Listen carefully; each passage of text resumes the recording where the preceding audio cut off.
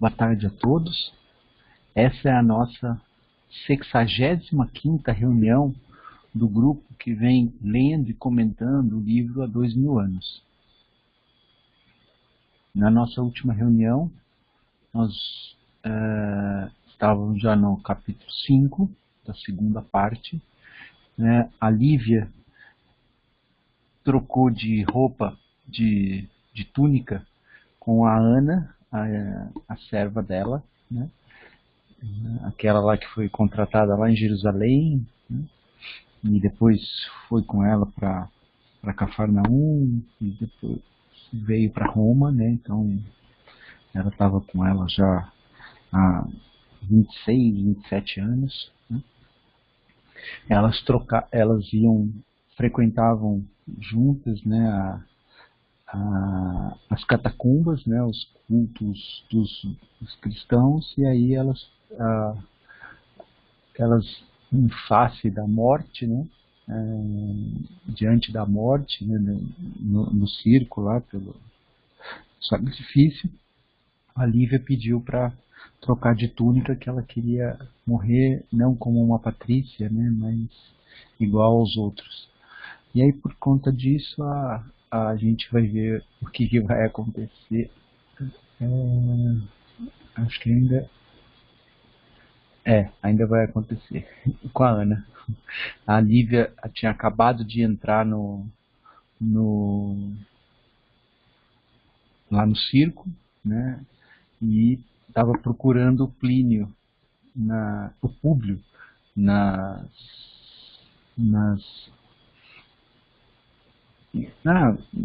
plateia, né? Fabi, você pode continuar, então. Obrigado. Imagina. Inclinando-se para o seu amigo Eufanilo Drusus, Públio desabafou a penosa impressão discretamente. Meu amigo, este espetáculo de hoje me apavora. Sinto aqui emoções de angústia, como jamais experimentei em toda a vida. Serão escravos destinados à última pena os que, ora, sucumbem sob a crueldade das feras violentas e rudes? Não creio, respondeu o senador Eufanilo, segredando-lhe ao ouvido. Corre o boato de que estes míseros condenados são pobres cristãos inofensivos aprisionados nas catacumbas. Sem saber explicar a razão do seu profundo desgosto, Públio Lentulus lembrou-se repentinamente de Lívia, mergulhando-se, angustiado, nas mais penosas conjecturas. Enquanto ocorriam esses fatos, voltemos a examinar a situação de Ana. Logo após a entrada dos companheiros na arena do sacrifício, certa de que Jesus lhe havia reservado o último lugar no penoso momento do martírio, a antiga serva mantinha o espírito valoroso em orações sinceras e ardentes.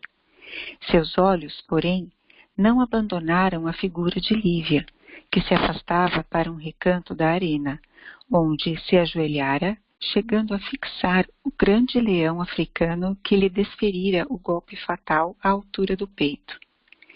Nesse instante, a pobre criatura sentiu algo de enfraquecimento ante as tremendas perspectivas do testemunho, mas, num relance, antes que suas ideias tomassem novo curso, Atom e mais um dos colegas acercaram-se, exclamando: Senhora, acompanhai-nos.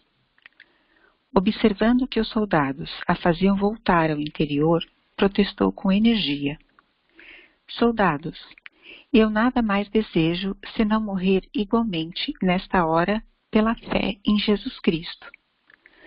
Mas, reparando-lhe a coragem indomável, o preposto do império agarrou-a fortemente pelo braço e, trazendo-a para uma passagem do interior dos cárceres, que comunicava com a via pública, Atom dirigiu-lhe a palavra, quase ameaçadora. Retirai-vos, mulher. Fugi sem demora, pois não desejamos complicações com a vossa família. E, dizendo fechava a porta ampla enquanto a antiga criada de Lívia tudo compreendia agora. Angustiada, chegou imediatamente à conclusão de que a indumentária da senhora lhe salvara a vida do amargurado transe. Sentiu que o pranto lhe borbotava abundante nos olhos. Suas lágrimas eram bem um misto de inenarráveis sofrimentos morais e, no íntimo, inquiria a si mesma a razão pela qual não a admitira o Senhor a glorificação dos sacrifícios daquela tarde memorável e dolorosa. Comentário? Eu marquei essa parte porque, assim, ela estava tranquila, né, de viver essa experiência eventualmente, né, e eu acho que é isso que a gente precisa, né, buscar na nossa vida, né. Mais para frente a gente vai voltar nesse aspecto, né, mas que às vezes eu brinco, né, do preparar a mala, né. Preparar a mala é estar preparado para esse momento, né, não deixar pontas soltas para trás que a gente possa se arrepender ao longo da vida, se a gente vier a morrer inesperadamente, né? É isso, não, a gente não é desejar a morte, né? Fazer para morrer, né? Mas estar preparado é isso, é viver de uma forma diferente, né? É viver pensando que a vida vai continuar e que a gente, quando chegar do lado de lá, não quer ter deixado coisas aqui em aberto, né? Sem ter resolvido. Mais comentários?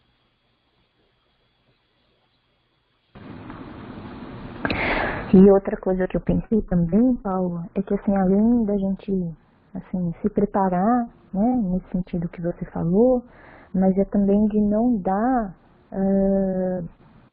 não achar que de repente num momento de dificuldade que a gente esteja passando, né, muitas vezes por doença, né, ou qualquer outra situação, também dizer que nossa vida terminou, né, e desistir de seguir, de continuar, né, não martelar a nossa vida pensando que já nosso caminho já está pré-determinado, né, porque acho que é isso que mostrou ali para Ana, né, tudo indicava que ela fosse ser martirizada lá também, mas num súbito momento tudo mudou para ela, né, que na cabeça dela ela não imaginou que fosse acontecer.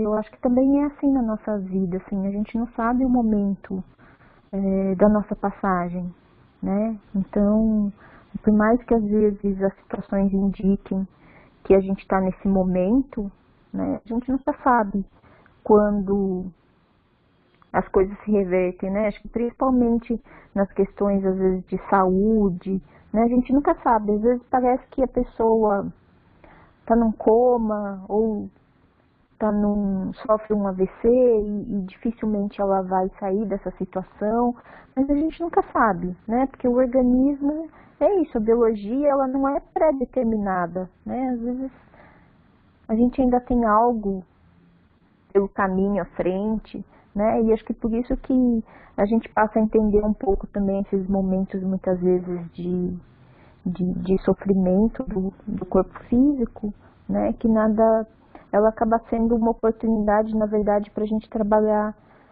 a nossa mente e muitas vezes até nos preparar, né, para qualquer momento que sobrevenha à frente. Tirou as palavras da minha boca. Às vezes é esse momento que vai salvar a gente, né? A gente vai ver ainda o caso do Públio aí mais para frente, não vou adiantar não, mas daqui a pouco a gente vai ver nas próximas páginas. Hoje ainda. Mais comentários? Que pode seguir, Fabi. percebia o confuso rumor de mais de 300.000 vozes, que se concentravam em gritos retumbantes de aplauso, aclamando a corrida sinistra das feras na sua caçada humana e, passo a passo, carregando consigo o peso torturante de uma angústia sem termos, buscou o palácio do Aventino, que não distava muito do circo ignominioso, lá penetrando desalentada, que acho que no sentido de sem forças, né, e silenciosa. Apenas alguns escravos mais íntimos faziam a guarda da residência dos Lentulus. Como de costume, nos grandes dias de festas populares, das quais participavam quase todos os servos. Ninguém percebeu o retorno da serva, que conseguiu despojar-se da toga com a calma precisa, alijou-se, que na verdade, no sentido de tirou, né, as joias preciosas do vestuário, das mãos e dos cabelos, e, ajoelhando-se no aposento, deixou que as lágrimas dolorosas corressem livremente ao impulso das orações amargas que elevava a Jesus, sob o peso de suas angustiosas mágoas. Não chegou a saber quantos minutos infindos permaneceu naquela atitude súplice e dolorosa, entre rogativas ardentes e amarguradas conjecturas sobre o seu inesperado afastamento das torturas do circo, sentindo-se indigna de testemunhar ao Salvador a sua fé profunda e sincera, até que um rumor mais pronunciado lhe denunciava o regresso do senador. Era quase noite, e as primeiras estrelas brilhavam no azul do formoso céu romano.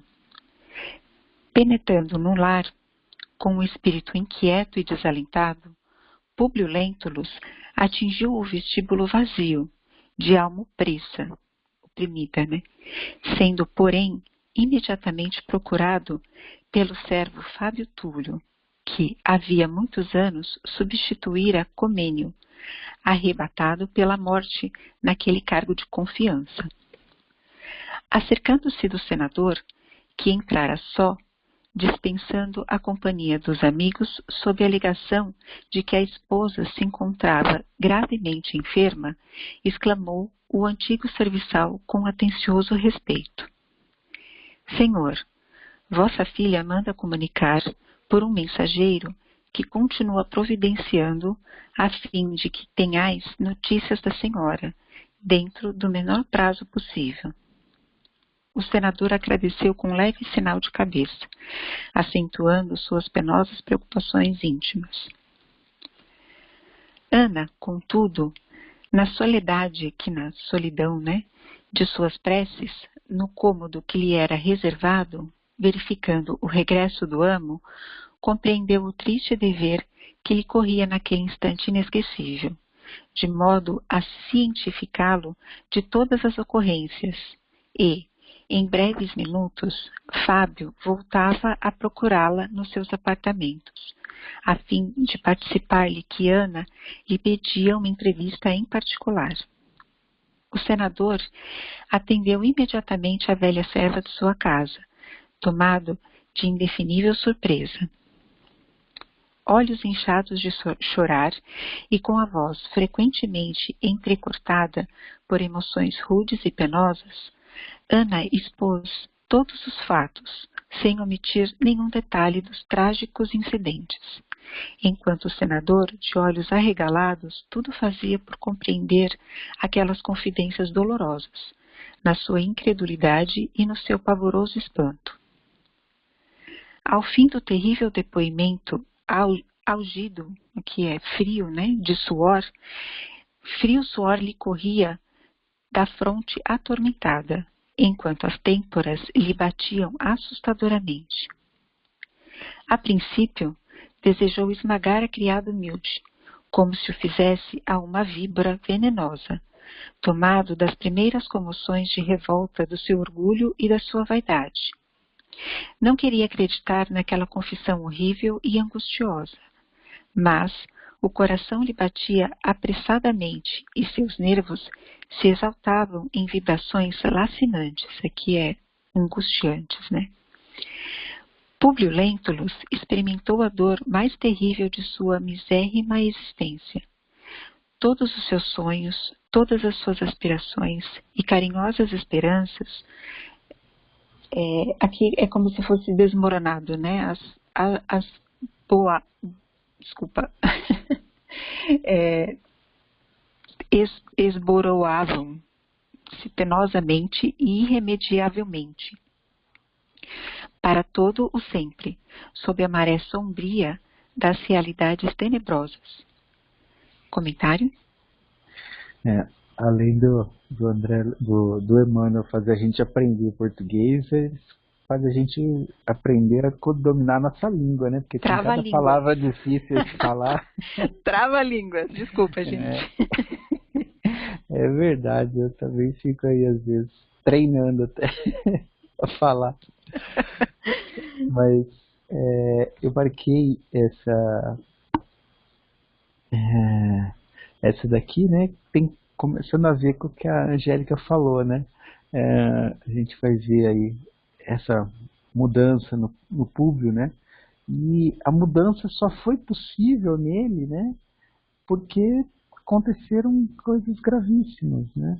E às vezes a gente não quer mudar, a gente quer, né? E eu dou o meu exemplo, né? Eu não queria mudar, né? Até que eu escorreguei, quebrei a perna, 10 meses em casa, né? E aí eu fui obrigado, né, quase a mudar, né? Aí você fica pensando, né? E aí você tem tempo para essa reflexão, que quando a gente está naquele, como ele vai usar aí também, o torvelinho, né? Naquele redemoinho lá das coisas do dia a dia, né? Eu tenho que sair de casa tal hora, tenho que ir trabalhar, depois eu volto tal hora, faço isso, faço aquilo. A gente não tem um segundo para parar e refletir, né? E aí, esses 10 meses permitiram que eu fizesse isso, né? Às vezes é um tempo prolongado, às vezes é uma dor prolongada, às vezes é uma doença prolongada, né? Às vezes é uma perda, né, também que faz, e aí faz com que a gente pare e reflita, né? Eu acho que é isso que aconteceu com o Públio. Mais comentários? Às vezes é uma pandemia que nos mantém isolados. Né? Eu estava conversando antes com a Lu, quando o pessoal estava entrando, justamente do livro da Anne Frank. E de fato, né, assim, ela, a família e algumas outras pessoas, eram 4 pessoas que estavam junto com eles eram em 8 no total, né? A família da Anne Frank, eles eram em 4 e mais 4 pessoas, 3 de uma família e um senhor sozinho. E eles ficaram um pouco mais de 2 anos escondidos, né, na Holanda. E a própria Anne Frank, ela faz essa reflexão, que assim, quando ela foi presa, ela tinha 12 anos, quase 13. E eles foram descobertos, né, uns 2 meses depois dela ter feito 15 anos. E ela faz essa reflexão, assim, que se ela tem um momento que ela para, e ela então está escrevendo no diário dela, e ela faz análise de quem ela era, né, adolescente que ela era antes, e como ela seria caso ela não tivesse ficado trancada, escondida. E assim, mostra, né, ela consegue mostrar bem o peso do que é ficar trancada, mas ao mesmo tempo ela tem um grau de confiança, assim, e de gratidão por estar lá escondida, apesar das dificuldades que eles passam lá dentro. E ela justamente ela para e ela faz essa reflexão, assim, que se não fosse isso que ela estava vivendo ali com a família, e ela particularmente sofreu muito porque ela era muito incompreendida, então assim, não é só o enclausuramento que a fazia sofrer e todas as vicissitudes, mas também a convivência com os demais, né? E ela fala assim, o quanto ela de repente continuaria sendo, a palavra não é fútil, ela usa um outro termo, mas que ela simplesmente continuaria seguindo a vidinha dela lá na superficialidade, ela fala na superficialidade, né? E ela conseguia perceber que com o passar do tempo ela desenvolveu duas Anas. Uma da superficialidade, porque ela tinha que assim se mostrar para aquelas pessoas que ela convivia, ela não conseguia mostrar a Ana profunda, né? A Ana não, Anne. A Anne profunda que ela desenvolveu ao longo desse tempo, né? E que muitas vezes ela deixava aparecer. Então acho que é isso, assim, né? Por mais dificuldade que às vezes a gente passe, assim, cabe a nós, acho que parar e refletir o que a gente pode aprender com isso, né? Porque a pandemia é isso. É a oportunidade que Deus deu para o mundo inteiro, num dado momento, para justamente a gente fazer essa pausa e poder refletir, né? Acho que aproveita aquele que tiver disposição para isso, né?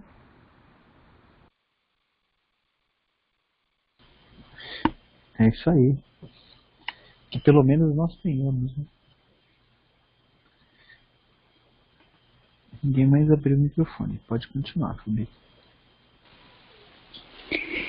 Sentindo-se o mais desventurado réu da justiça dos deuses, no momento em que presumia efetivar a sua suprema ventura, nada mais enxergou à frente dos olhos, senão a realidade esmagadora da sua dor sem limites. Comentário?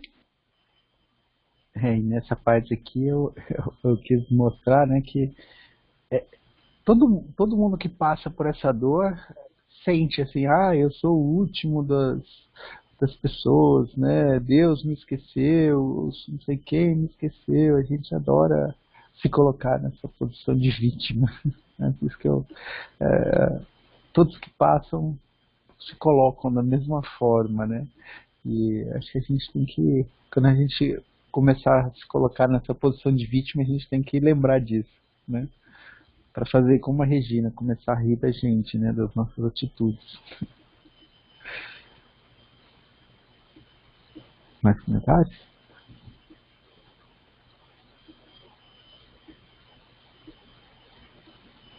A gente pode continuar. Sob os olhares comovidos de Ana, que o observava receosa, levantou-se rígido e sem uma lágrima, com os olhos raiando, aqui é no sentido de despontando, né, pela loucura, tal a sua fixidez, sua firmeza, estranha e dolorosa, e como se fora um fantasma de revolta, de dor, de vingança e de sofrimento indefiníveis, sem nada responder à serva atônita, que rogava silenciosamente a Jesus lhe serenasse as angustiosas mágoas, deu alguns passos, como um autômato, em direção à porta, que abriu de par em par, e por onde entraram as brisas suaves e refrigerantes da noite. Comentário? Eu marquei essa parte, eu achei muito, né, impressionante. Deixa eu marcar até o autômato aqui. Autômato é como se fosse um robô, né?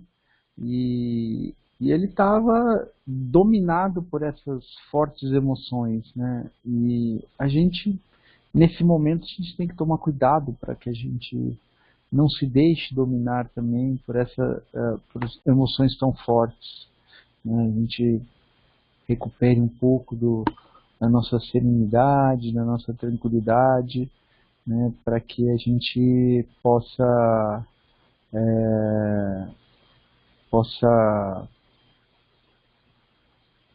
fazer as coisas com, né, com uma calma relativa, né? É óbvio que a gente não vai estar calmo, né? Mas com uma calma pelo menos relativa. Mais comentários?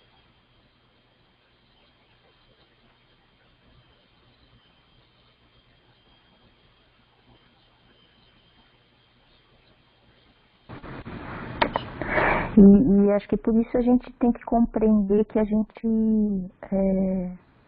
não vive sozinho, que a gente precisa dos outros, né? Justamente para enfrentar esses momentos que às vezes são tão desafiadores para nossa alma, para o nosso coração, né? Para o nosso raciocínio. E óbvio que né, as pessoas não conseguem compreender exatamente a nossa dor, né? Mas eu acho que a espiritualidade está aí para isso, né?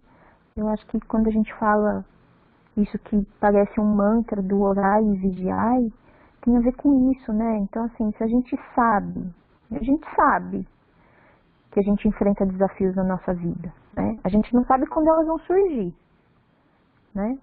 E nem quando vão acabar.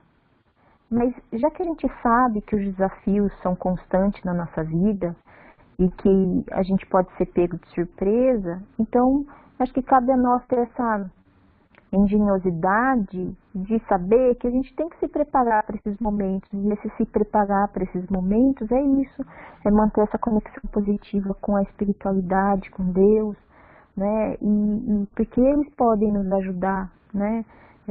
Acho que quando a gente fala de mediunidade, né? Todos nós temos esse contato com a espiritualidade, né? Cabe a nós saber abrir os nossos sentidos para justamente ouvir, né? Porque Deus não nos desampara, né? Então, eu acho que quando a gente tem essa confiança verdadeira em Deus, de que Ele não nos desampara, né? A gente sofre, porque a gente ainda é imperfeito, né? Mas acho que a gente cai menos no fundo do poço, assim, a gente não chega ao fundo do poço necessariamente, né? A gente não precisa, né? Isso é decisão de cada um, assim, o grau de sofrimento que a gente mergulha, né? Então acho que desenvolver essa confiança e ter essa humildade de pedir ajuda para alguém, para a espiritualidade, né? A gente tem que saber que a gente não é forte sozinho, né? E que a gente tem que utilizar essas estratégias para nos mantermos fortes, confiantes, com bom ânimo, por mais que as situações sejam difíceis e desafiadoras, né? E o Publio não tinha isso, né? Diferente da Ana, né? Diferente da Lívia. Então, acho que o grande aprendizado é isso, né? Que a gente tem as ferramentas, então que a gente possa utilizá-las também, né?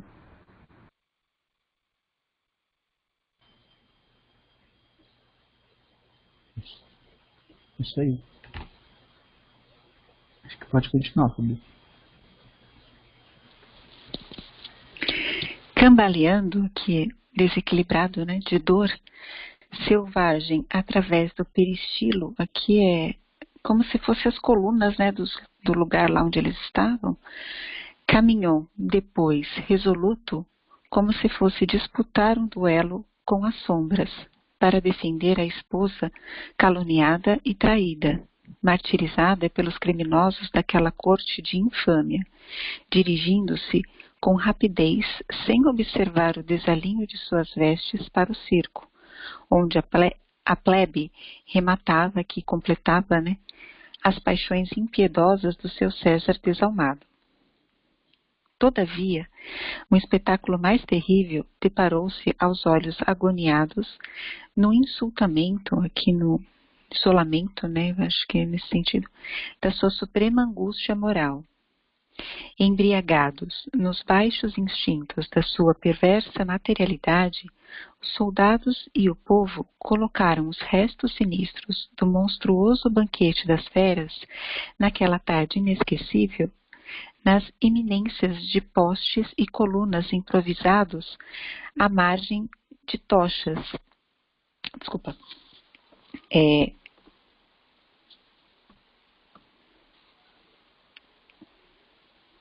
À maneira de tochas, e iluminavam todo o exterior do grande recinto com o incêndio tétrico, que é horrível, né, medonho, dos fragmentos de carne humana. Públio Lentulus sentiu toda a extensão de sua impotência diante daquela demonstração suprema de horror e crueldade, mas avançou, cambaleante de dor, com um ébrio, aqui é arrebatamento, né, como se fosse, ou louco, com o espanto dos que o viam a pé em tais lugares, contemplando boquiaberto as tochas sinistras feitas de cabeças disformes e combustas, aqui é sentido de queimadas, né? Dava largas, aqui é dava aberturas, né? Aos pensamentos doridos de angústia e de revolta, como se o seu espírito não passasse de um tigre encarcerado no arcabouço aqui no fundo, né, do peito envelhecido, quando notou a presença de 2 soldados ébrios em luta por causa de um delicado objeto, que lhe chamou repentinamente a atenção, sem que conseguisse explicar o motivo do seu inesperado interesse por alguma coisa. Comentário? Eu marquei isso porque às vezes a gente tá fazendo alguma coisa e de repente uma outra nos chama a atenção, né? E a gente não sabe explicar porquê. E são essa é a forma que o plano espiritual nos ajuda, né? Essas coisas sutis, né? Então eles fazem com que a gente olhe para o lado, né, e de repente veja assim, de relance alguma coisa, né, e aquilo lá desperte a nossa atenção. Eles só vão fazer isso, né? Quem vai ter que tomar as iniciativas, fazer as atitudes a partir daí somos nós, né? Eles vão nos ajudar com essa ideia, né? Assim, e aí o resto é a gente que vai fazer, né? Então não é, eles não vão completar tudo, eles só vão chamar essa atenção da gente. Era isso que eu queria falar para vocês. Algum outro comentário?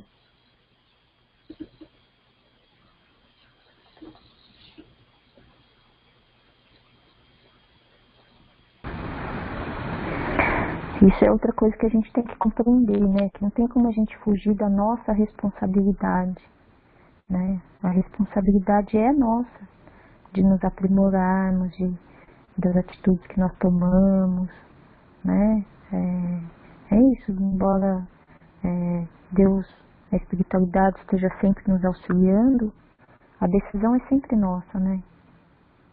É o livre-arbítrio. A decisão e a atitude, né? Isso aí.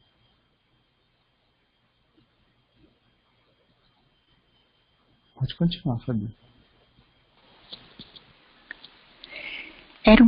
Era um pequeno colar de pérolas, do qual pendia precioso camafeu antigo. Seus olhos fixaram aquele objeto estranho e o coração adivinhou o resto. Ele o reconhecera. Aquela joia fora o presente de núpcias, feito à esposa idolatrada, e somente agora se lembrava do apego carinhoso da mulher ao camafeu que lhe guardava o próprio perfil da juventude, recordando a única afeição da sua mocidade. Postou-se à frente dos contendores aqui, dos adversários, né, que se formalizaram imediatamente em atitude respeitosa devido à sua presença. Interpelado com severidade, um dos soldados esclareceu humilde e trêmulo. Ilustríssimo, esta joia pertenceu a uma das mulheres condenadas às feras, no espetáculo de hoje. Quanto quereis pelo achado? Perguntou Públio Lentulus sombriamente. Comprei-a de um companheiro por 2 sestércios. Entregai-ma, replicou o senador em tom ameaçador e imperativo. Os soldados entregaram-lhe o colar humildemente e o senador, revolvendo as vestes, retirou pesada bolsa de moedas de ouro, jogando-a aos contendores num gesto de nojo e de supremo desprezo. Públio Lentulus afastou-se do ambiente nefando, mal contendo as lágrimas que agora lhe subiam em torrente do coração oprimido e dilacerado. Apertando de encontro ao peito aquele adereço minúsculo, parecia tomado de força misteriosa. Afigurava-se-lhe que, conservando aquele último vestígio da toilette, aqui você quis dar o significado, né, de penteadeira, né, Paulo? É como se fosse quando ele falou aqui toalete, né, é como se fosse a penteadeira dela hoje em dia, se a gente traduzisse hoje pra gente aqui. Uhum. Obrigada, Paulo. De sua mulher, arquivava junto de si próprio e para sempre alguma coisa de sua personalidade e do seu coração. Longe das luzes sinistras que iluminavam macabramente em toda a extensão a via pública, o senador penetrou por uma viela cheia de sombras. Depois de alguns passos, notou que à sua frente se elevava para o céu uma árvore gigantesca que poetizava todo o ambiente, com a vistudez, aqui é no sentido de ansiedade, né, antiguidade, da sua majestade frondejante. Cambaleando, encostou-se ao tronco anoso, aqui, tronco velho, né? Ávido de repouso e consolação. Contemplou as estrelas que se matizavam aqui, que enfeitavam, né? De cintilações cariciosas todo o firmamento romano e lembrou-se de que, por certo, em tal momento, a alma puríssima da companheira deveria repousar na paz sublime das claridades celestes sob a bênção dos deuses. Num gesto espontâneo, beijou o colar minúsculo, apertou-o com um delicado enlevo aqui no sentido de encantamento, né, de encontro ao coração, e, considerando o deserto árido da sua vida, chorou, como nunca o fizera em qualquer outra circunstância dolorosa da sua atribulada existência. Num retrospecto profundo de todo o passado amarguroso, considerava que todas as suas nobres aspirações haviam recebido o escárnio, aqui é zombaria, né, dos deuses e dos homens. No seu orgulho desventurado, pagara ao mundo os mais pesados tributos de angústia e de lágrimas dolorosas, e, na sua vaidade de homem, recebera as mais penosas humilhações do destino. Ponderava tardiamente que Lívia tudo fizera por torná-lo venturoso, aqui feliz, né? Numa vida de amor risonho, simples e despretensiosa. Recordou os mínimos incidentes do passado doloroso, como se o seu espírito estivesse procedendo a uma meticulosa autópsia, que inspeção íntima, né? De todos os seus sonhos, esperanças e ilusões, na caligem aqui no nevoeiro do tempo. Comentário? Eu marquei essa parte porque eu achei interessante, né? Eu até usei para a palavra autópsia para a gente para fazer referência a esse trecho aqui, né, do livro aqui, eu pus aqui em cima a autópsia do Públio. Eu achei interessante isso porque autópsia é isso, a gente está acostumado à autópsia de um defunto, de uma pessoa que morreu, alguma coisa assim, né? Mas é esse exame, é um exame profundo, né? E acho que quando acontece isso com a gente é levado a essa autópsia nossa, né? A gente fazer esse exame, né? E aí a gente vai, né? Ali, quando eu marquei, né? Todas as suas nobres aspirações haviam recebido escárnio, zombaria, né? Dos deuses e dos homens, né? E ele está incluído nisso, né? Porque, assim, todas aquelas nobres aspirações que ele tinha, hoje, né? lá em cima até a palavra lá toda difícil, né? Que é como se fosse desmoronavam, né? Então isso daí tudo desmoronou para ele, né? E em algum momento desmoronar para a gente colocar as coisas, né, do mundo, né, em primeiro lugar, e não as coisas do espírito. A gente veio para cá não para ter nada, né, não para ser nada, mas para nos melhorarmos, nos aprimorarmos, né?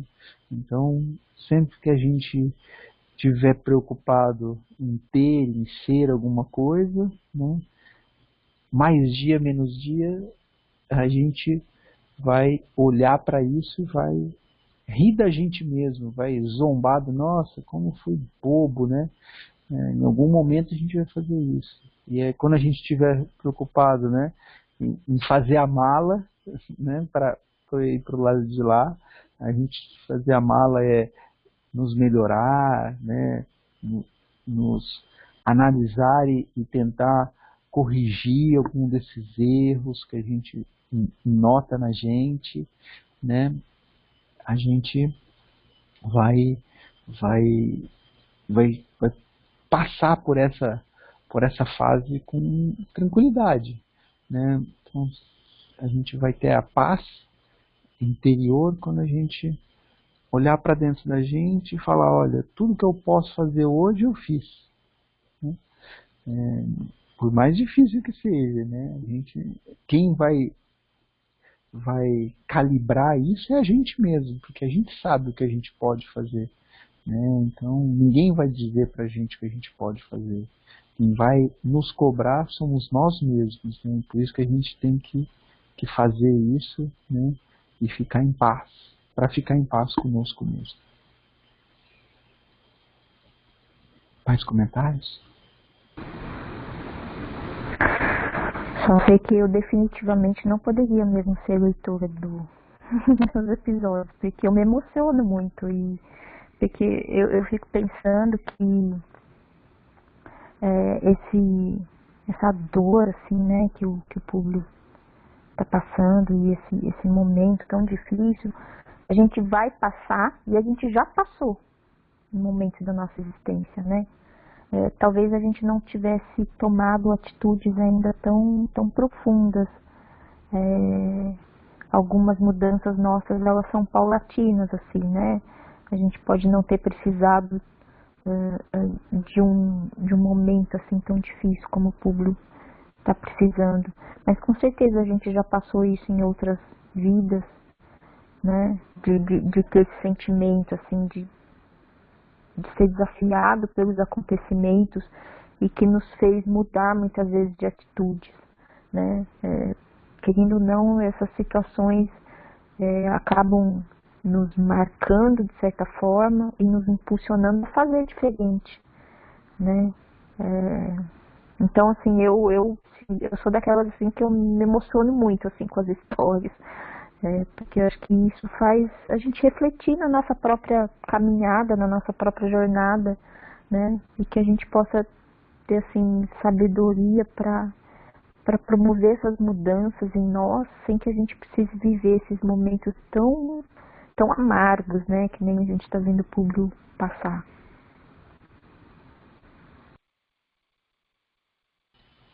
Eu acho que o livro é isso, né? Acho que esse é o grande objetivo do livro, né? Que a gente perceba o que está acontecendo na vida do público e tente mudar antes que isso aconteça na nossa vida, né? Acho que esse é o grande objetivo da gente estar lendo isso. Perfeito, Angélica.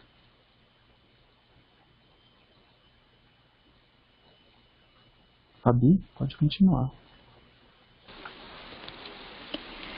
Como homem, vivera unido aos processos do Estado, que lhe roubavam os mais encantadores entretenimentos da vida doméstica e, como esposo, não tivera energia suficiente para armar-se contra as calúnias insidiosas. Como pai, considerava-se o mais desgraçado de todos. De que lhe valia, então, a auréola do triunfo, se ela lhe chegara com intragável e intolerável, cálice de amargura? De que lhe valiam agora as vitórias políticas e a significação social dos títulos de nobreza, bem como a vultuosa expressão da sua fortuna sob a mão implacável do seu impiedoso destino nesse mundo? Comentário, Paulo? Eu marquei essa parte aqui, né, que às vezes a gente é surpreendido, né, quando já está mais velho, e aí você começa a ser surpreendido por essas reflexões do público, né, e aí a gente olha para trás e fala, nossa, quanto tempo eu gastei com coisas que não eram, né, as mais adequadas, as melhores, né, e eu fiquei pensando, sei lá, em ganhar dinheiro, na minha carreira, e não conheço os meus familiares, né, não acompanhei os momentos legais do crescimento dos meus filhos, e assim vai, e assim vai. E são coisas às vezes que a gente vai falar lá na frente que não vai ter mais não vai ter essa outra oportunidade, né? As crianças cresceram, aquelas pessoas às vezes já se foram, né? E a gente perdeu, e a gente vai ficar com esse gosto amargo, né? Que o público vai ter, né, na boca, né? E que fala aqui, né, intragável, né, cálice da amargura, né? Então a gente tem que lembrar disso tudo, né, quando a gente for escolher o que a gente vai fazer. Mais comentários?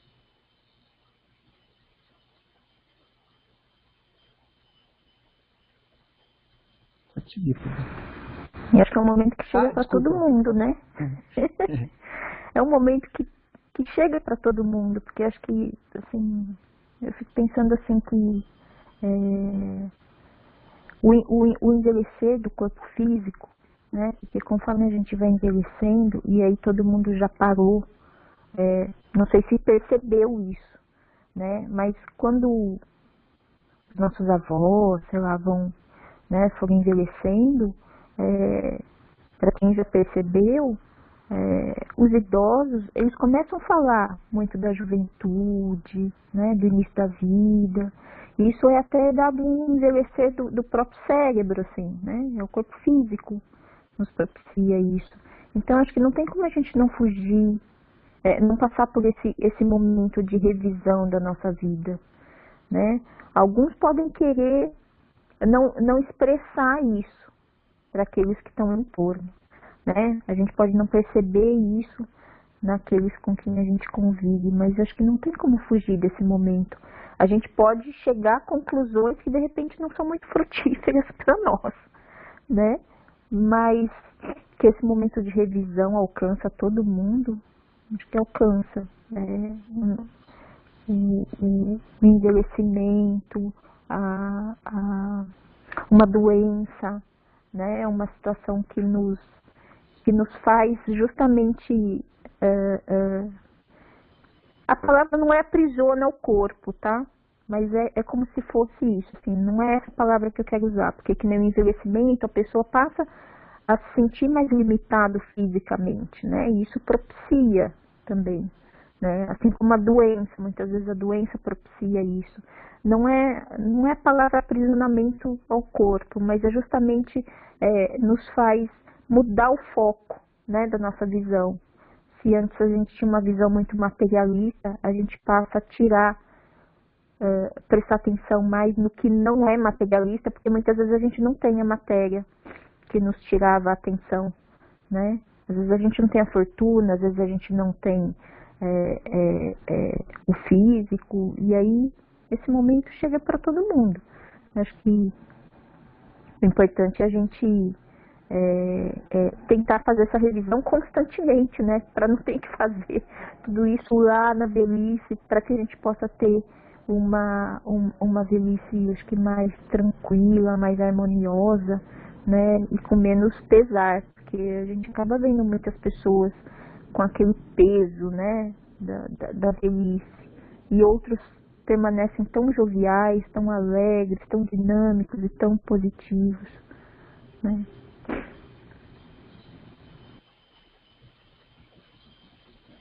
Perfeito. Fazer isso constantemente, né? Para não precisar fazer de uma forma abrupta lá no final, né?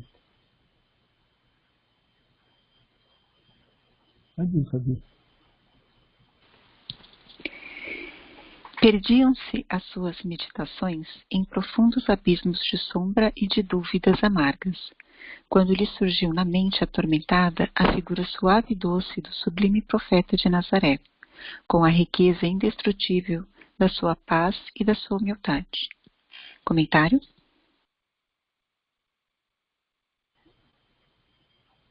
Eu já até tinha comentado, né, antes, mas o que a gente vai ganhar fazendo isso é ter essa paz, né, essa tranquilidade, né. Jesus veio, fez tudo o que fazia e ele estava tranquilo, estava sereno, né, em todos os momentos, né. Aí o Paulo lá, que eu gosto muito também, né, dadas as transformações que ele conseguiu fazer, né, na vida dele, né. No começo ele era agitado, não tinha essa paz, né. A hora que ele se modifica, isso foi um processo longo, de muitos anos, né, aí ele foi adquirindo essa paz, essa serenidade. É isso. Eu acho que a gente precisa ir em busca dessa paz. Mais comentários?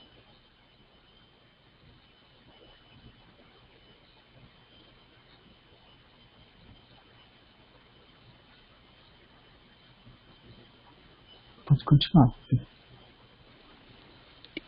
Na plenitude de suas lembranças, pareceu ouvir ainda as extraordinárias advertências que lhe dirigira com a voz carinhosa e compassiva, junto às águas marulhentas do Tiberíades. Recordando-se intensamente de Jesus, sentiu-se tomado por uma vertigem de lágrimas dolorosas, as quais, de alguma forma, lhe balsamizavam o deserto do coração. Ajoelhando-se sob a fronte, opulenta e generosa, qual o fizera um dia na Palestina, exclamou para os céus com os olhos marejados, aqui inundados, né, de pranto, lembrando-se da força moral que a doutrina cristã havia proporcionado ao coração da esposa, nutrindo-a espiritualmente para receber com dignidade e heroísmo todos os sofrimentos. Comentário?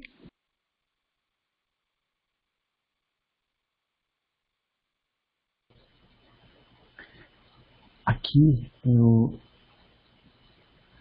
aí a gente vai... às vezes a gente fala as coisas para algumas pessoas, né? E aí você fala, nossa, essa pessoa nem ligou porque eu falei, fica meio chateado, né? Mas às vezes demora 25 anos para brotar, né? Jesus falou para Públio, né? Você pode me seguir agora ou daqui a milênios, né? E aí são 27 anos depois, mais ou menos, né? Que 26, 27 anos depois, que aquela semente que Jesus tinha plantado começou a germinar, né? Então, se as sementes que Jesus planta podem demorar de 25, 20 e tantos anos, né? As que a gente planta, então, né, pode demorar um século aí para conseguir germinar, né? A gente não acho que tá um jardineiro assim tão bom, né, quanto quanto Jesus, né? Então, a gente tem que continuar plantando, né? Tudo que a gente pode fazer, a gente deve fazer, independente do resultado que aquilo vai dar e que a gente vá ver esse resultado, né? Porque pode ser que esse resultado aconteça daqui a muito tempo. Comentários?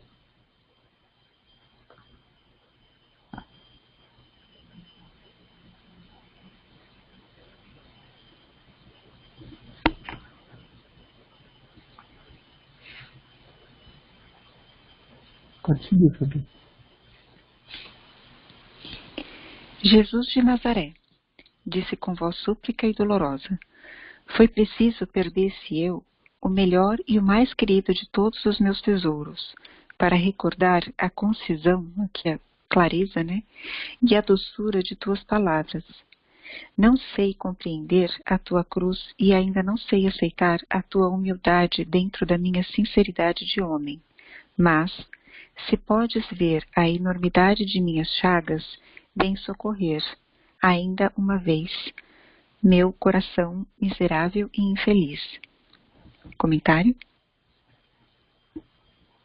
Marquei essa parte, né, porque eu achei... Esse é um exemplo de prece, né? Então, às vezes, nesse momento, o que ele precisava falar? Só falar lá o Jesus de Nazaré. Ele não precisaria ter falado mais nada, né, que está no resto do parágrafo. Só aquilo já indicaria esse sentimento, essa renovação de dentro, esse pedido de auxílio, né? Tudo isso, a gente não precisa fazer nada, né? É uma coisa simples. É Jesus, não precisa nem falar, né? Só tentar se conectar, né? Então, eu quis marcar isso daí por isso. Às vezes as pessoas falam, eu não sei fazer prece, eu não consigo falar aquelas palavras todas. Mas acho que as preces mais bonitas são essas, né? Jesus, pronto, mais nada, né? Desde que venha do coração, né? Com aquela emoção que a gente carrega, né? Comentários? Eu fico pensando que na hora da necessidade todo mundo destrava, assim, sabe? Porque acho que isso era uma necessidade do próprio Públio, assim. Ele tinha necessidade de falar isso, não para que Deus escutasse, mas para que ele escutasse, né? Do que ele estava precisando. E eu acho que a gente também acaba sendo assim, na hora da necessidade, a gente acaba agindo, falando o que a gente precisa fazer ou falar, né? Nossa, assim, eu acho que o livro, assim, ele não é rico só na questão das descrições, como a gente já falou algumas vezes, né? Nas descrições do ambiente, das situações, mas também na descrição dos sentimentos, das emoções, né? Porque a mim, assim, eu sempre fico emocionada. Porque parece que a gente sente as dores, né? É tão bem descrito, assim, que pra mim não tem como eu não me emocionar, assim, com essas passagens. Sim, com certeza. Também concordo com você. Eu acho que talvez essas descrições dos sentimentos sejam até mais, né, mais vívidas, mais claras do que quando ele descreve os locais, né?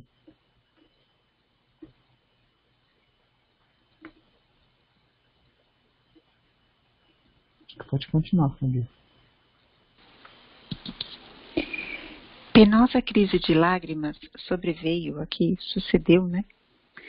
A essa invocação tocada de uma franqueza rude, agressiva e dolorosa. Figurou-se-lhe, todavia, que uma energia indefinível e imponderável o ajudava, agora, a atravessar o angustioso transe.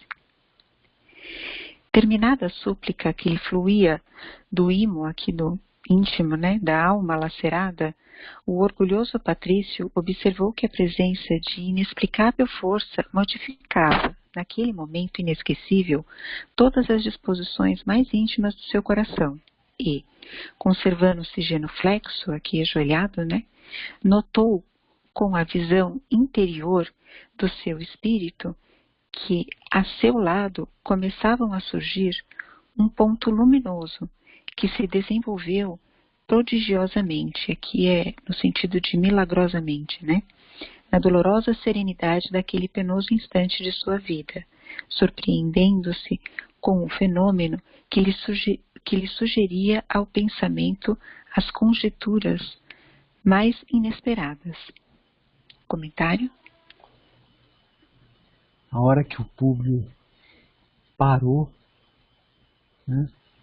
fez aquele exame íntimo, pediu ajuda, no instante seguinte, pediu ajuda de verdade, aquela que não sobrou nenhuma dúvida, que ele queria ajuda, que para mim é isso que deu a entender em cima, que a Angélica até falou dessa emoção ali de tudo. A dúvida, a ajuda veio, e aí ele já começa a sentir no coração uma força que diferente, ele já começa a receber essa energia, ele estava recebendo um passe aqui, para acalmar, balsamizar, tranquilizar o coração dele, e aí ele começa a perceber, coisas que ele não percebia, que aí ele está falando aí, e começar a surgir ao pensamento, Então, a gente não sabe se ele estava só com essa conexão no pensamento ou se, como a gente vai ver, o Flamínio, que vai chegar aí, chegou perto dele, ou se foi só uma conexão de pensamento, ou o Flamínio se aproximou e dali eles começaram a um perceber melhor o outro. Mais comentários?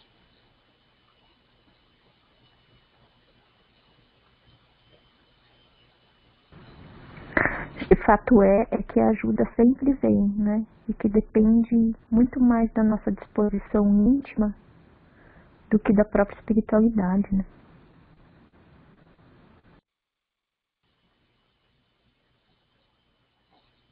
Eles estão ansiosos para nos ajudar, a gente que é cabeçadora. Pode seguir, Fabinho. Por fim, aquele núcleo de luz tomava forma e, diante de si, viu a figura radiosa de Flamínio Severus, que lhe vinha falar na tormentosa noite de sua infinita amargura. Públio reconheceu-lhe a presença, surpreendido e espantado, identificando-lhe os traços fisionômicos e as saudações acolhedoras, como quando se dirigia a ele na terra. Seu semblante era o mesmo, na doce expressão de serenidade, agora tocada de triste e amargurado sorriso.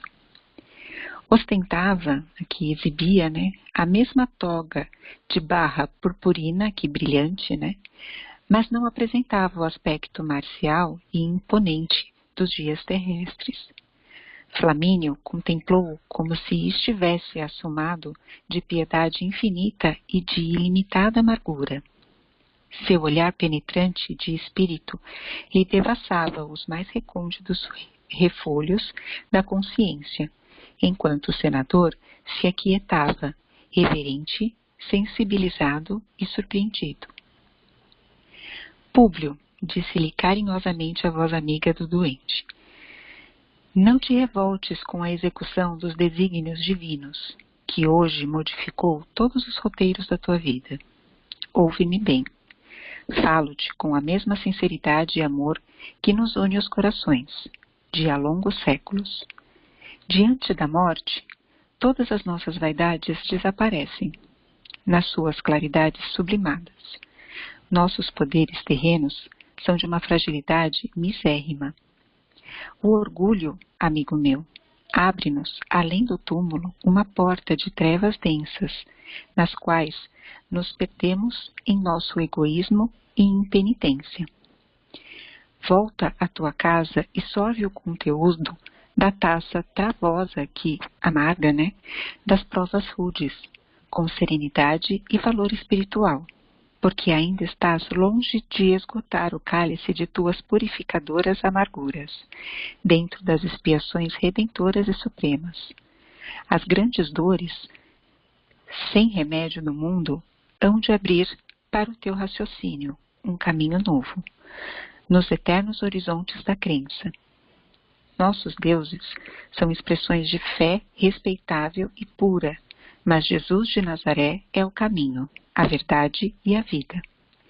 Enquanto nossas ilusões sobre Júpiter nos levam a render culto aos mais poderosos e aos mais fortes, considerados como prediletos de nossas divindades, pela expressão valiosa dos seus ricos sacrifícios, os ensinos preciosos do Messias Nazareno nos levam a ponderar a miserabilidade de nossos falsos poderes à face do mundo, abraçando os mais pobres e os mais desventurados da sorte, como a impelir todas as criaturas a caminho do seu reino, conquistado com o sacrifício e o esforço de cada um, em demanda da única vida real, que é a vida do Espírito.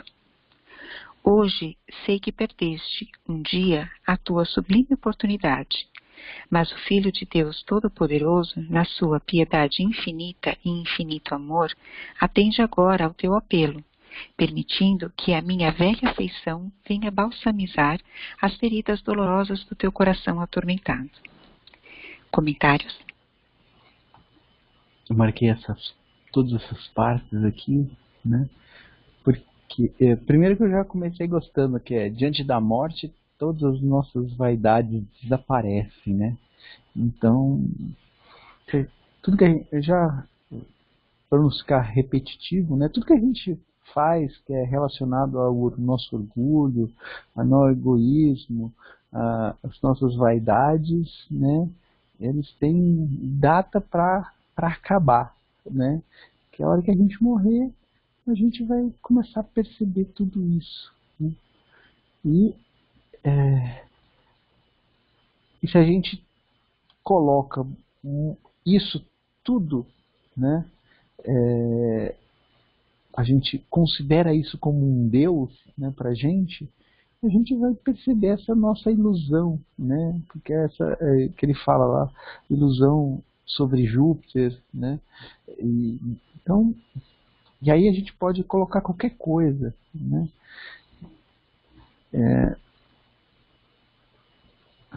As pessoas aqui na Terra têm muitas ilusões, Eu acho que a gente tem esses governos que eventualmente a gente tem esses líderes religiosos que a gente tem, porque a gente não quer fazer a nossa parte, E aí eles vêm tentando vender um caminho mais fácil, para a gente, e a gente,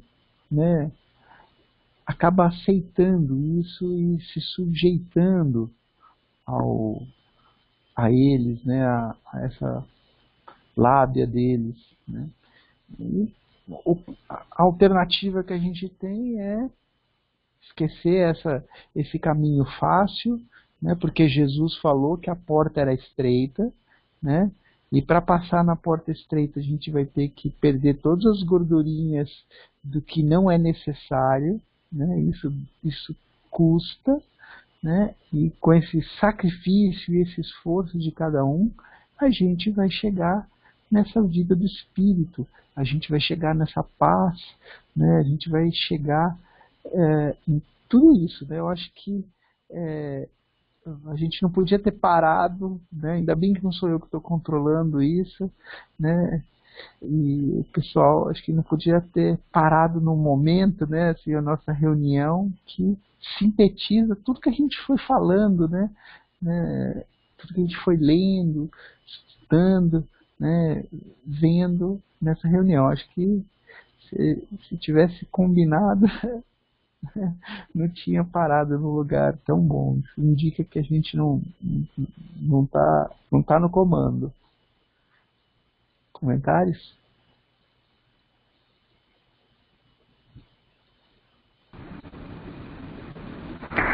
E essa parte me faz pensar, né, a relação que a gente tem com o mundo externo. Você pincelou, né, Paulo, a questão dos políticos, dos líderes religiosos, né?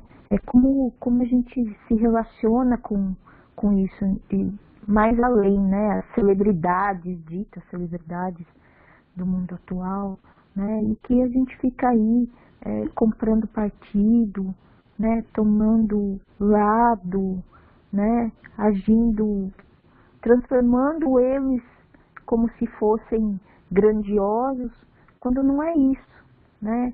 A vida de relacionamento de nós no mundo, ele é muito maior, né? Porque isso, esses falsos poderes ou que a gente atribui a essas pessoas, né? Elas se esvaem, elas são pessoas comuns como nós, e somos nós que os colocamos num pedestal, hipervalorizamos, né? E acho que isso bate muito com a lição da abertura sobre a questão da verdade, né? Sobre a transitoriedade das coisas e como se portar no mundo com relação a essas questões, né? Então acho que óbvio, a gente não tem que desmerecer ninguém, né? Como o Flamínio estava falando aí de Júpiter, né? Que eles fazem isso com muito respeito. A gente não está aqui para desmerecer ninguém, mas a gente não está também para hipervalorizar aquilo que é transitório, né? E que não nos leva num caminho de aprimoramento, né? Então, acho que a gente tem que pensar muito bem, assim, hoje as redes sociais estão muito dentro da nossa vida, né? Por mais que às vezes a pessoa não tenha um Facebook, não tenha, sei lá, um Twitter, não tenha um Instagram, mas todo mundo usa o WhatsApp, né? E o WhatsApp serve para propagar, inclusive, esse tipo de coisa. Então, acho que como a gente utiliza as ferramentas nas nossas relações, me faz pensar muito, assim, lendo essa parte, lendo esse texto, né? Que tem que ser motivo de reflexão para nós. É isso. Obrigado. Mais comentários? Acho que então vamos parar por aqui. Acho que encerrou com chave de ouro aí todas as suas reflexões aí nesse momento, né? Tudo bem?